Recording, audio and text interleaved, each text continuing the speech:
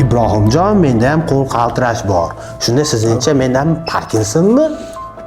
Aka, qo'l qaltirash har doim ham Parkinson bo'lavermaydi. Tremorlar, ya'ni qo'llar qaltirash.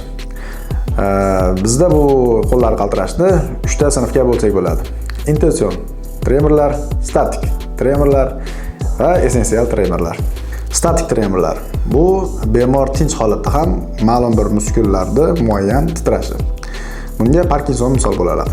Dinamik, ya'ni harakatdagi o'z nomi bilan harakat boshlanganda hosil bo'ladigan titrashlar.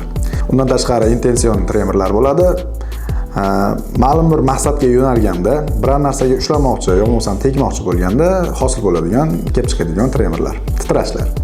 Xo'p, undan tashqari essensial tremorlar bo'ladi, psixogen tremorlar bo'ladi. Bu bemorda psixogen omillar ta'sirida, stress ta'sirida, yoki bo'lmasam qo'rquv, yoki bo'lmasam travma ta'sirida yuzaga keladigan titroqlar.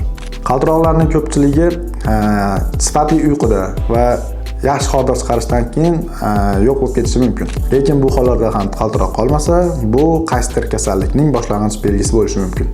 O'zingizning sog'lig'ingizga va o'zingizda bo'layotgan o'zgarishlarga beto'g'ri bo'lmang.